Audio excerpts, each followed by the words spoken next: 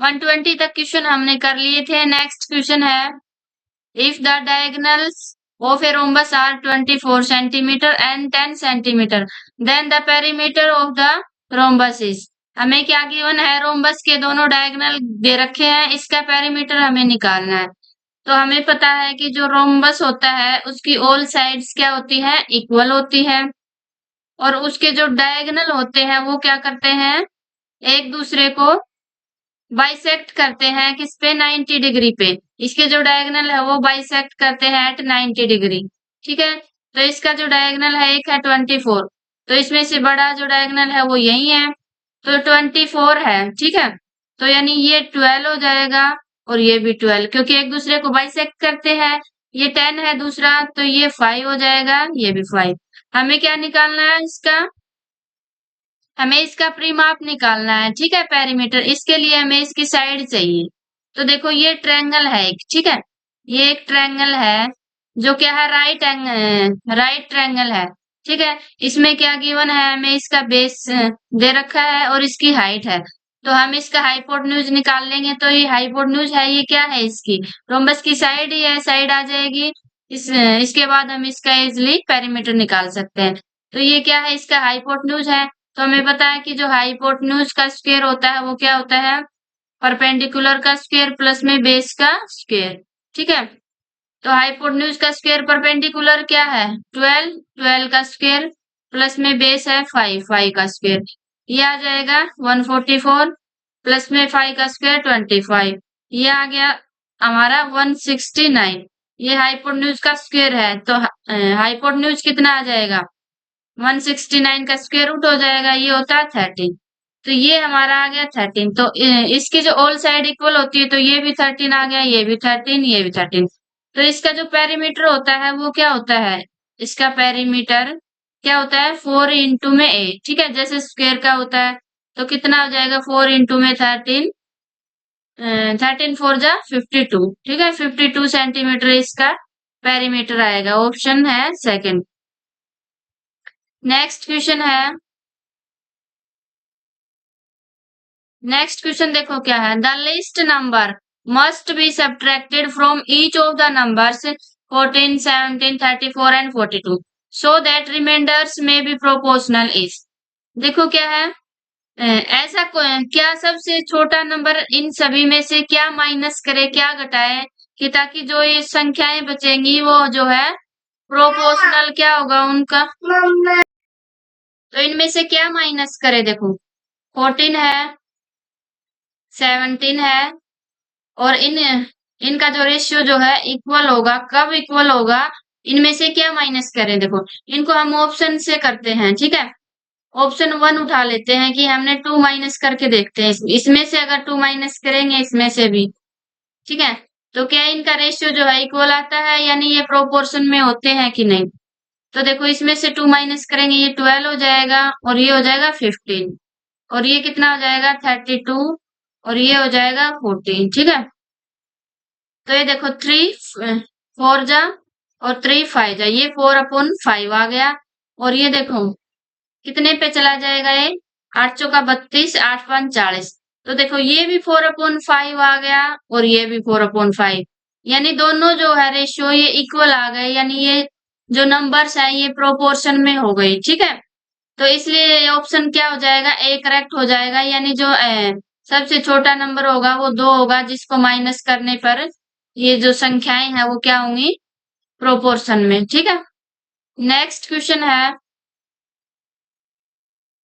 Next देखो, the sum of the remainders obtained when polynomial 2x की cube plus p plus 2x plus में p minus 2 is divided by x minus 2 and when it is divided by x plus 1 is 0 then the value of p। ठीक है, देखो एक polynomial है, हमें cubic polynomial given है, इसको जब x माइनस 2 से डिवाइड करें और x प्लस 1 से डिवाइड करें, तो जो रिमाइंडर्स आएंगे उनका जो सम होगा वो 0 है, और हमें क्या निकालना है, p की वैल्यू निकालनी है।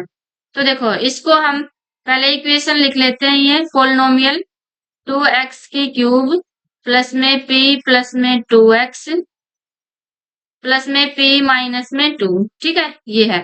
तो इसको x माइनस टू से डिवाइड करना है और एक बार x प्लस वन से, ठीक है। तो हम डायरेक्ट ऐसे नहीं करेंगे, ठीक है। ये रिमाइंडर थ्योरम है, ये क्लास 9th की है।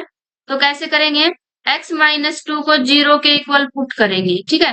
तो यहाँ से x क्या आ गया, 2 आ गया, ठीक है। और ऐसे ही x प्लस वन को 0 के इक्वल पुट करेंगे, तो यहाँ से x इक्वल टू आ गया माइनस वन।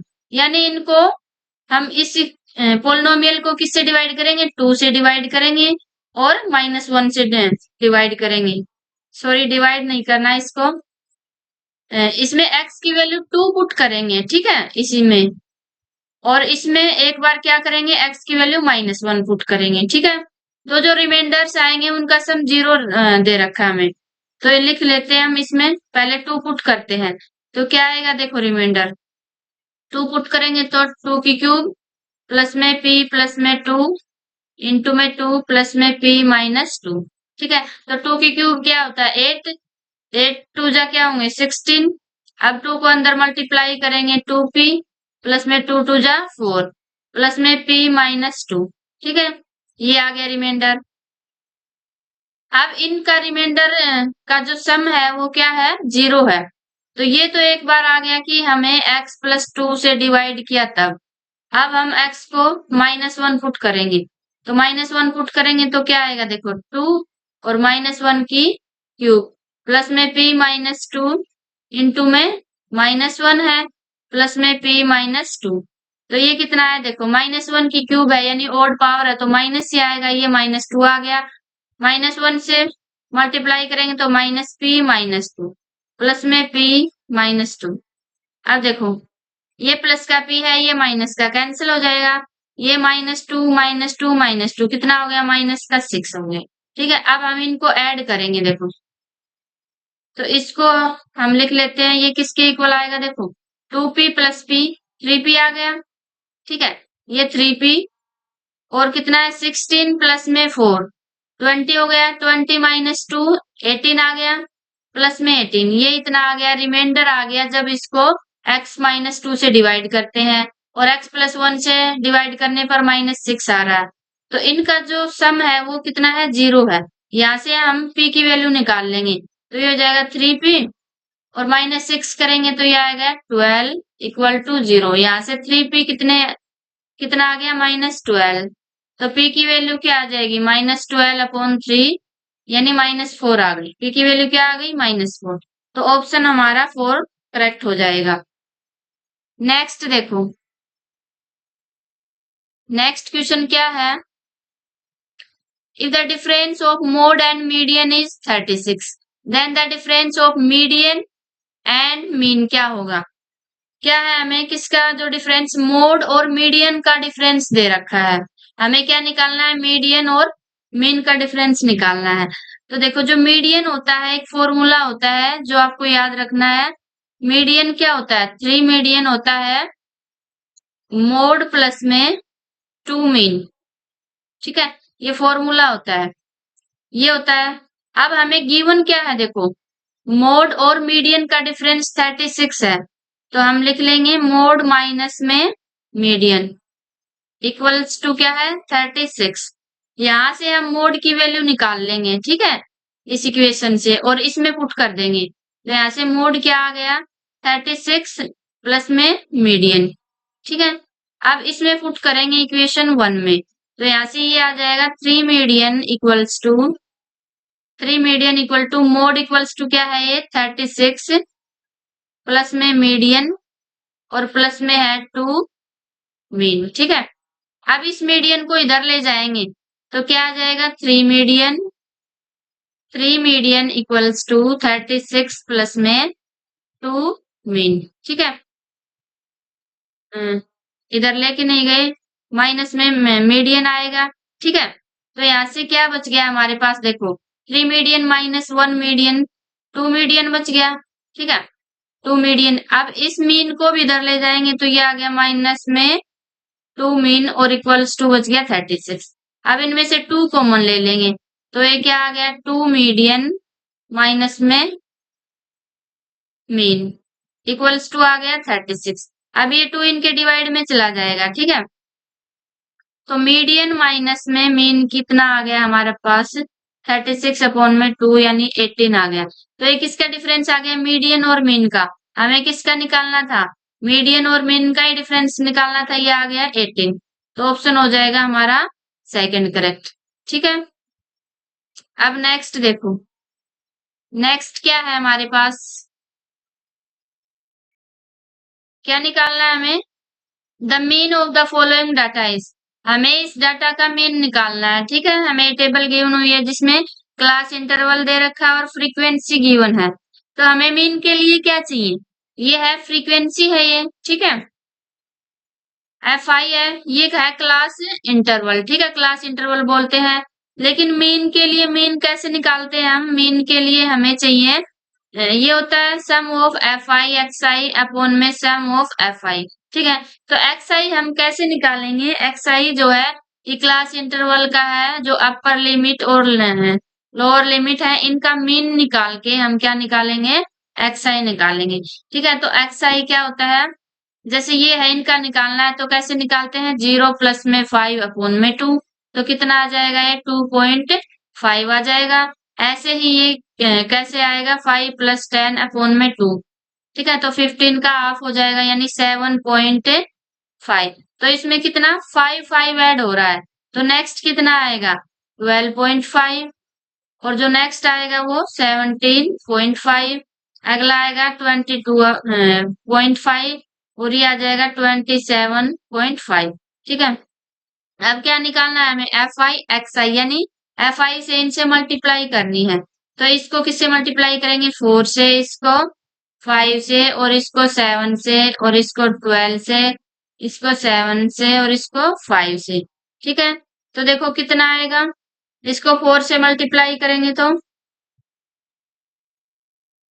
इसको 4 से मल्टीप्लाई करेंगे तो देखो 2.5 को ये हो जाएगा 10 यानी 10.0 हो जाएगा। और इसको 5 से करेंगे तो ये आएगा 37 पॉइंट में 5।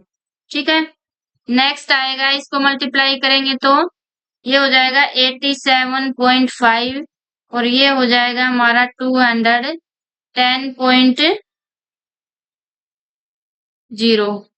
ठीक है और नेक्स्ट आएगा हमारा 157.5 और नेक्स्ट आएगा ये 137.5। ठीक है और जो इनका सम आएगा हमें क्या निकालना है sum of F I X आई। ठीक है तो सम ऑफ एफ आई एक्स आई ये कितना आएगा इनको ऐड करेंगे तो हमारे पास ये आएगा 640.0 यानी 640 आ गया।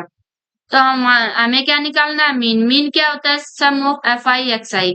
तो ये कितना आ गया हमारे पास 640 और इनको एफ आई यानी फ्रीक्वेंसी को ऐड करेंगे तो ये कितना आएगा देखो कितना आएगा 4 और 5 9 9 और 7 16 16 और 12 28 28 और 7 35 35 और 5 40 40 हो गई है। ठीक है अब तो अपोन में 40 0 से 0 कैंसिल ये कितना आ जाएगा 4 अपोन 4 1 जा 4 4 6 जा 24। तो ये आ गया 16 क्या आ गया हमारा मीन निकालना था हमें। ठीक है नेक्स्ट देखो in triangle ABC angle A है 66 degree the internal bisector of angle B and angle C intersect at O the measure of angle BOC. क्या है हमारे पास एक ट्रायंगल है। ठीक है एक ट्रायंगल है जिसमें एंगल ए दे रखा है ए बी सी ये ट्रायंगल है जिसमें क्या कहा गया है कि जो एंगल ए है वो 66 डिग्री है और जो एंगल बी और सी के जो बाइसेक्टर हैं वो कहाँ पे इंटरसेक्ट कर रहे हैं ओ पे। ये हो गया बी का और ये हो गया सी का। ठीक है ये एंगल बाइसेक्टर है यानी ये एंगल इसके इक्वल होगा ये और ये दोनों इक्वल होंगे। ये ओ पॉइंट है और ये एंगल हमें निकालना है एंगल बीओसी। ठीक है तो ये एक प्रॉपर्टी है जिसमें जो एंगल बाइसेक्टर होता है ये बीओसी ये किसके इक्वल होता है ये होता है 90 डिग्री प्लस में हाफ ऑफ एंगल ए। ठीक है ये प्रॉपर्टी है आपको याद रखनी है ये इसके इक्वल होता है। तो ये हो जाएगा 90 डिग्री प्लस में हाफ एंगल ए कितना है 66 डिग्री अपॉन में 2 ये हो जाएगा 90 डिग्री प्लस में 33 डिग्री। तो कितना आ जाएगा 123 डिग्री। ये एंगल आ गया हमारा बीओसी। किस ऑप्शन में है 123? थर्ड ऑप्शन में। ठीक है। नेक्स्ट क्वेश्चन है, देखो, if the sum of the interior angles of a polygon is 1620 degree then the number of sides of the polygon. हमें जो है इंटीरियर एंगल्स का सम दे रखा है एक पॉलीगन का, हमें नंबर ऑफ साइड्स निकालनी है उस पॉलीगन की। तो हमें पता है कि जो सम ऑफ एंगल्स होता है किसी भी पॉलीगन्स का, क्या होता है, sum of angles of a polygon, वो कितना होता है किसी भी पॉलीगन का, वो होता है n-2 इंटू में 180 डिग्री। ठीक है। यहाँ पे n क्या है, नंबर ऑफ साइड्स है, नंबर ऑफ साइड्स। लेकिन हमें गिवन है ऑलरेडी क्या, कि सम ऑफ एंगल्स, यानी n-2 इंटू में 180 डिग्री हमें क्या गिवन है, 1620 डिग्री। ठीक है। यहाँ से n-2 क्या आ जाएगा, 180 इसके नीचे चला जाएगा। ठीक है। 180 इसके नीचे चला जाएगा तो ये कितना आ जाएगा, ये 9 पे चला जाएगा। ठीक है। तो यहाँ से n-2 इक्वल्स टू है 9, तो n इक्वल्स टू क्या आ जाएगा, 9 प्लस 2 यानी 11। यानी पॉलीगन की जो n है, नंबर ऑफ साइड्स क्या होंगी, 11 होंगी, जिसका जो इंटीरियर एंगल का सम क्या होगा, 1620। तो 11 थर्ड ऑप्शन करेक्ट हो जाएगा हमारा। नेक्स्ट क्वेश्चन है, in a circle of radius 7 centimeter, an arc subtends an angle of 108 degree at the center. The arc of area of sector निकालना है। क्या कहा गया कि जो सर्कल में जो है जिसकी रेडियस 7 सेंटीमीटर है, उसमें एक आर्क जो है एंगल बनाती है। ठीक है।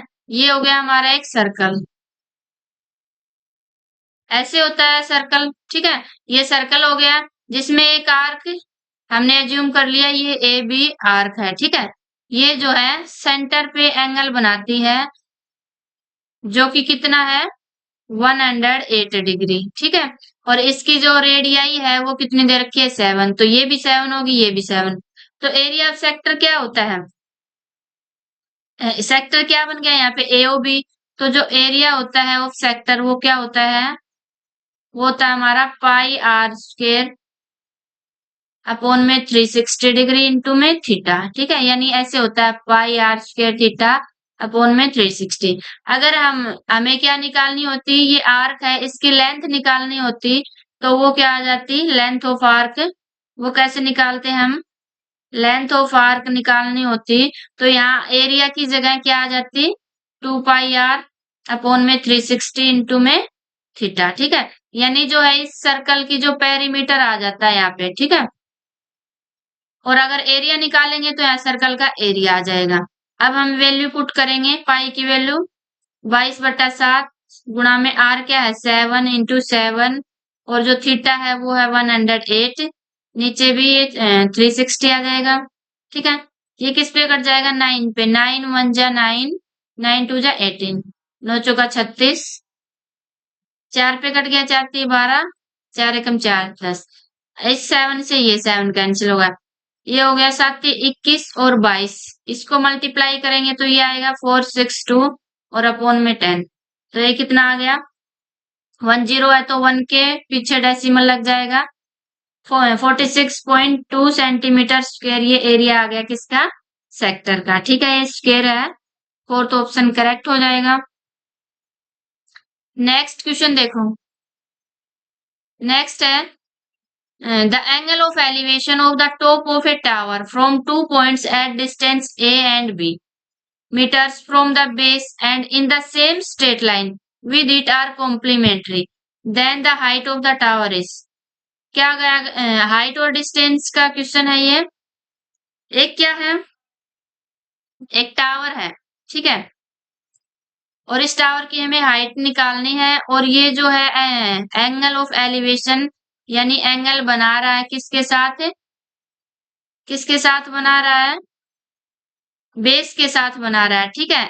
एक एंगल तो इस किसके साथ, एट ए डिस्टेंस पे बना रहा है, और जो दूसरा एंगल बना रहा है वो कितनी डिस्टेंस पे बना रहा है, वो बी डिस्टेंस पे।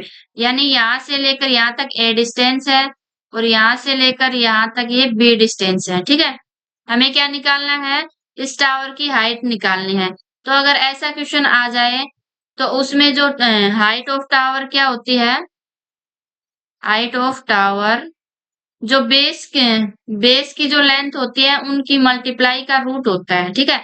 यानी यहाँ पे हो जाएगा ए बी का रूट, ठीक है। कैसे होगा, देखो यहाँ से इसमें जो एंगल क्या गिवन है, कॉम्प्लीमेंट्री गिवन है। यानी अगर ये एंगल थीटा है तो ये एंगल क्या हो जाएगा 90 माइनस थीटा। जब दोनों एंगल क्या हो, कॉम्प्लीमेंट्री हो, तो जो हाइट होगी वो टावर की वो क्या होगी, ए बी का रूट।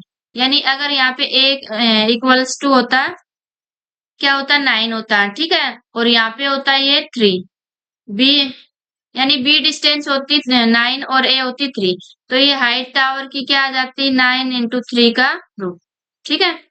ये आ जाती है यहाँ पे, यानी ये कितनी आ जाती, 9 इंटू 9 को कैसे लिख सकते हैं, 3 इंटू 3 और 3, तो ये 3 बार आ जाता और रूट 3, ठीक है। ऐसे होगा। नेक्स्ट क्वेश्चन है, the angles of triangles are in the ratio 5 ratio 3 ratio 7, then the triangle is, हमें क्या गिवन है, जो एक ट्रायंगल है जिसके एंगल्स का रेशियो दे रखा है, हमें वो ट्रायंगल बतानी है कैसी होगी, कि वो एक्यूट एंगल ट्रायंगल होगी या ऑब्टयूज एंगल ट्रायंगल होगी या फिर राइट एंगल। तो हम क्या करेंगे, सबसे पहले इसके एंगल्स को फाइंड आउट करेंगे। हमें पता है कि जो ट्रायंगल के एंगल्स का सम होता है वो 180 डिग्री होता है। तो यहाँ से एंगल्स हम निकालेंगे, देखो 180, और इनके बीच में कॉमन रेशियो क्या मान लेते हैं, एक्स। तो ये एंगल्स का सम यहाँ पे कितना हो जाएगा, 5 प्लस 3 8, 8 और 7 15। तो 15 से डिवाइड करेंगे तो कितना आ जाएगा, ये 12 आ जाएगा, ठीक है। तो ये कॉमन रेशियो आ गया 12। तो ये फर्स्ट एंगल कितना हो जाएगा, 5 इंटू 12, ठीक है, ये 60 हो जाएगा। सेकेंड एंगल कितना हो जाएगा, 3 इंटू में 12, 36 डिग्री हो जाएगा। ये कितना हो जाएगा, 7 इंटू 12, यानी 84 डिग्री हो जाएगा, ठीक है। तो देखो तीनों जो एंगल है वो 90 डिग्री बिलो है, ठीक है, 90 डिग्री से कम है। तो ऐसी ट्रायंगल जिसके एंगल 90 डिग्री से कम हो उसको क्या बोलते हैं, एक्यूट एंगल, ठीक है, एक्यूट एंगल। तो ट्रायंगल को क्या बोलेंगे, एक्यूट एंगल ट्रायंगल, ठीक है। इसके जो नेक्स्ट क्वेश्चन है वो हम नेक्स्ट वीडियो में करेंगे, इसमें ऑप्शन ए करेक्ट हो जाएगा। Thank you.